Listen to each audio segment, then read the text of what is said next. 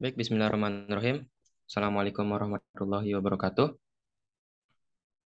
Kami dari kelompok 14 dengan judul klasifikasi bunyi aksara Sasak menggunakan metode Mel frekuensi Capstral Coefficient atau MFCC dan Convolutional Neural Network CNN. Next.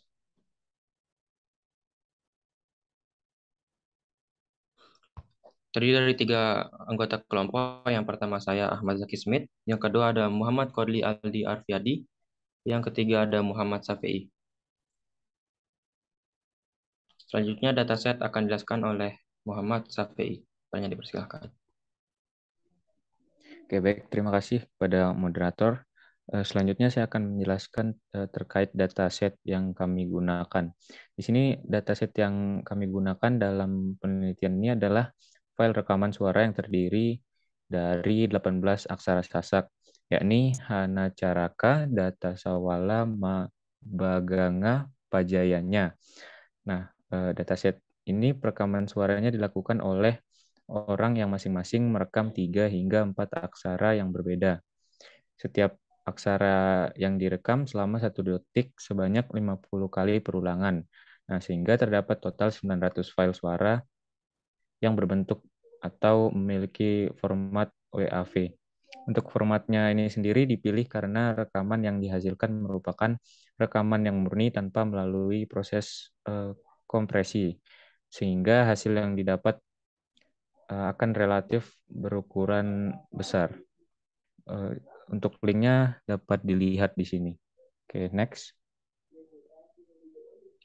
Selanjutnya untuk pembahasan yang pertama yaitu pre-processing. Oke, untuk pre-processing ini menggunakan 2 library. Untuk library yang pertama itu library librosa, yaitu library yang digunakan untuk pemrosesan sinyal wicara, khususnya mengenal sinyal wicara. Selanjutnya untuk JSON, di sini format yang digunakan dalam proses pengiriman serta penyimpanan file atau data yang bentuk datanya teks dan ukurannya ringan. Oke, mungkin sekian penjelasan dari saya. Selanjutnya saya kembalikan ke moderator. Ya, terima kasih. Saya ucapkan kepada Muhammad Safei.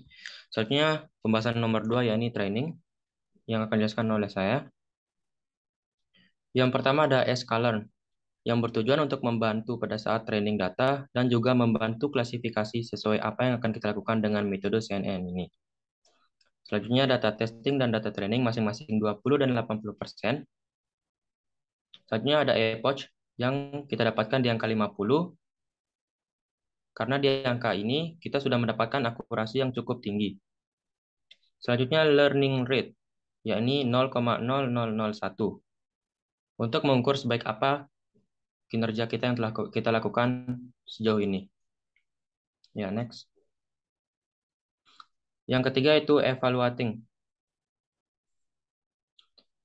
Pada tahap klasifikasi, kami menggunakan metode CNN dan di mana nantinya kita dapat mendapatkan hasil akurasi untuk dataset yang akan digunakan dan ditampilkan pada saat demo program nanti.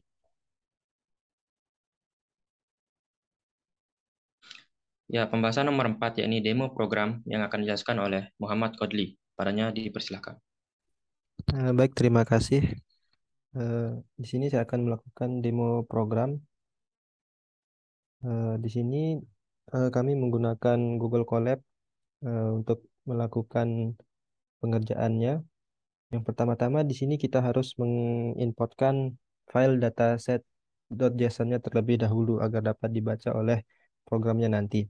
Dan di sini yang pertama terdapat library yang digunakan, ada JSON, NumPy, TensorFlow, Matplotlib, dan ada juga sklearn yang digunakan untuk membuat dataset menjadi 2, yakni train set dan test set. Untuk libroset sendiri digunakan sebelumnya untuk menghasilkan file dataset.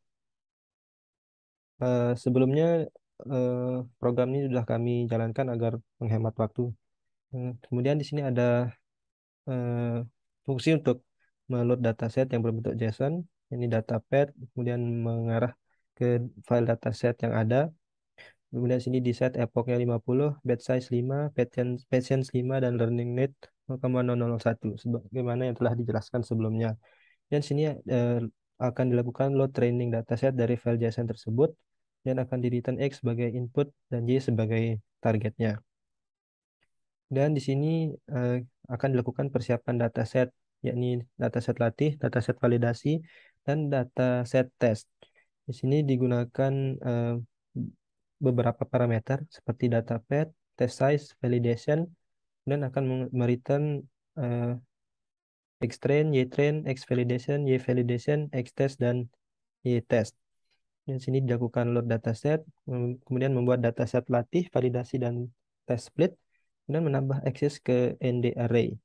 Dan di sini dilakukan pembangunan model yang menggunakan beberapa parameter seperti input shape, loss, learning rate, dan akan meng-return model tersebut. Di sini digunakan untuk membangun arsitektur network menggunakan convolutional layer. Convolutional layer ini menggunakan 3 lapisan, kemudian dilanjutkan dengan flatten output layer, softmax output layer, dan model akan dikompilasi, kemudian akan dicetak. Dan di sini dilakukan pelatihan model dengan menggunakan beberapa parameter seperti model, epoch, batch size, hingga Y validation. Dan di sini akan dibuatkan plot dari model tersebut, namun nanti akan ditampilkan pada akhir codingan. Dibuatkan akurasi subplot dan loss subplot. Kemudian di sini fungsi main-nya akan dilakukan generate dari train, validation, dan test set dari dataset tersebut. Kemudian dibuat networknya, kemudian dilatih, kemudian di set akurasi atau loss, ataupun juga akurasi loss dari training ataupun juga dari validation berdasarkan epochnya. Kemudian dilakukan evaluasi, kemudian data akan disimpan pada model. Dan jika dijalankan, kita sudah run terlebih dahulu agar menghemat waktu dengan menggunakan epoch sebesar 50 perulangan. Dan di sini akan dihasilkan loss sebesar 0,3711 dan akurasi sebesar 0,9290. Kemudian di sini CNN digunakan untuk mengklasifikasi file suara tersebut. Sekian dari saya kembalikan ke moderator. Ya, baik. Terima kasih kami ucapkan kepada Saudara Kodli. Demikian presentasi dari kami. Kurang lebihnya mohon maaf. Wabillahi taufiq wal hidayah. Assalamualaikum warahmatullahi wabarakatuh.